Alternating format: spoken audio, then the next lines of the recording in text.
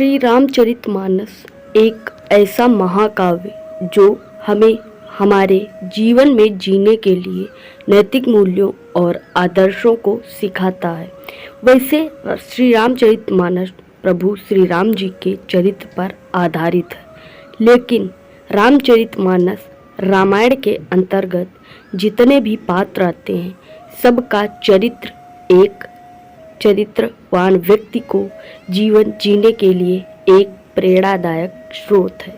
अगर हमें कुछ अपने जीवन में सीखना है तो हमें अपने जीवन में एक बार संपूर्ण रामायण को जरूर सुनना, पढ़ना और देखना चाहिए, ताकि हम जान सकें कि एक मूल्यवान और एक आदर्शवान व्यक्ति के क्या लक्षण होते हैं और एक आदर्शवान व्यक्ति किस तरह से अपना जीवन जीता। उसी को लेकर रामायण में भरत की विशेषता बताई गई है। भरत त्याग व भ्राता प्रेम की मूर्ति हैं। राम के प्रति भरत का प्रेम लक्ष्मण से कम नहीं था। शास्त्रों में भी कहा गया है कि भरत जैसा भाई न कभी हुआ है और न ही शायद कभी होगा।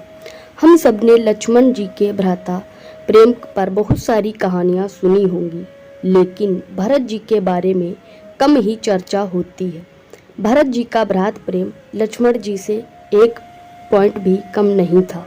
भरत के त्यागमय और उज्जवल पक्ष की प्रस्तुति को आप लोग इस वीडियो के माध्यम से जान सकते हैं। रामायण के अनुसार भरत जी का एक विशेष स्थान है। यदि यह कहा जाए कि रामायण के पात्रों में भरत का चरित्र सबसे अधिक और उज्जवल है, तो इसमें कोई अत्युक्ति नहीं होगी। भरत जी ने जितनी प्रतिकूल परिस्थितियों का सामना किया है और जिस धैर्य तथा साहस के साथ उनका सामना किया है, दूसरा कोई नहीं कर सकता।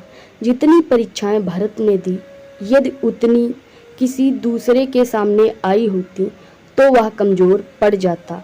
जहां दुनिया एक ओर, भरत एक ओर है। घर के सब सगे संबंधी उन्हें उनका हित सुझा रहे थे। उनके जन्म से ही उनके पहले उनकी माता कैकेयी के विवाह से भी पूर्व उनके नाना ने महाराज दशरथ से प्रतिज्ञा करा ली थी कि कैकेयी का पुत्र ही राज्य का अधिकारी होगा। इसकी शर्त पर कैकेयी का विवाह हुआ था।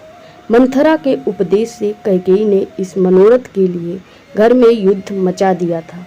एक प्रकार से भरत के मार्ग में काटे राम को जड़ से उखाड़ फेंकना था। नाना, मामा आदि सब के सब राज्य कार्य में तजुर्बेदार थे और भरत के हर हक के तरफ से मददगार थे। 14 वर्ष का समय भी कम नहीं होता।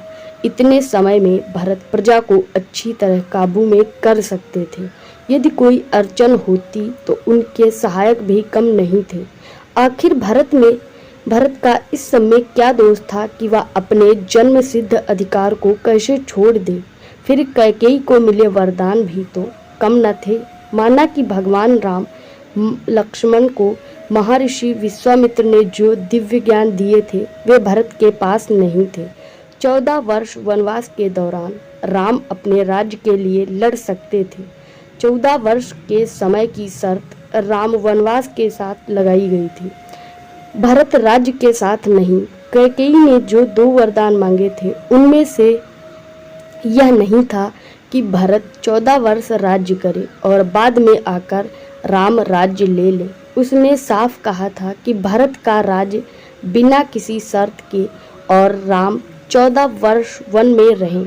यदि 14 वर्ष के बाद राम चाहते तो नगर में आ सकते थे, लेकिन राज्य वह कभी नहीं ले सकते थे। कैकेयी की राजनीतिक गुरु मंथरा इतनी भोली नहीं थी जो ऐसी कच्ची बात सिखाती, और न कैकेयी के पिता ने ऐसी कमजोरी करने वाली कोई शर्त रखी थी। वाल्मीकि ने मंथरा की इस प्रकार से बातें लिखी हुई हैं।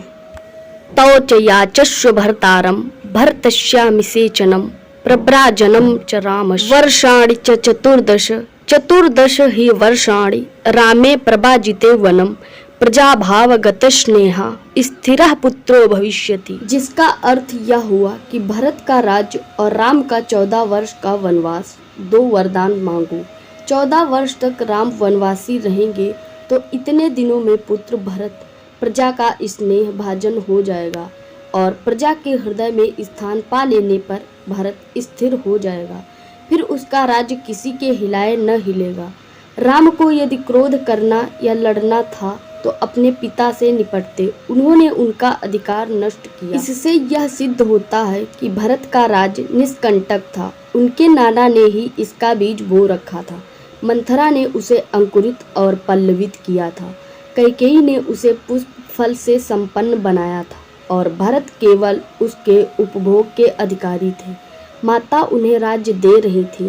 पिता ने उन्हें राज्य देने की बात कहकर ही प्राण छोड़े थे। वशिष्ठ आदि समस्त ऋषिगण मंत्रीगण उनके राज्याभिषेक की तैयारी किए बैठे थे। संपूर्ण सामंत लोग चुपचाप यह दृश्य देखने के लिए प्रस्तुत थे। इससे स्पष्ट होता है कि भरत ने किसी राजनीतिक कारण से राज्य का परित्याग नहीं किया। राजनीति का कारण तो उनका राज्य लेने के ही अनुकूल थे। अपनी दुर्बलता या अयोग्यता के कारण भी उन्होंने राज्य का त्याग नहीं किया। किसी के डर से, लोकापवाद के भय से, साथियों के विरोध से या और किसी ऐसे कारण से उन्होंने राज्य को नहीं छोड़ा था। वस्तुतः भरत के चरित्र में राजनीतिक बातों की खोज करना एक तरह से उनका अपमान करना है।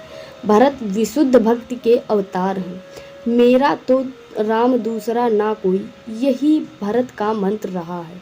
मात्र पक्ष छोड़ा, माँ छोड़ी, राज्य दौलत छोड़ी, सुख संपत्ति छोड़ी, एक राम नाम से सब संसार छोड़ा, अपना पराया छोड़ा।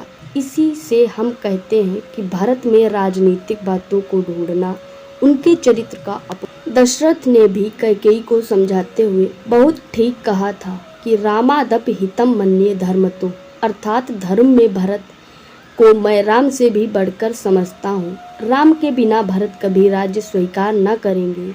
उन्होंने बताया कि राम के चरित्र में राजनीति और धर्मनीति की गंगा यमुना बहती हैं, परंतु भरत का चरित्र तो पवित्र गंगोत्री की तरह है।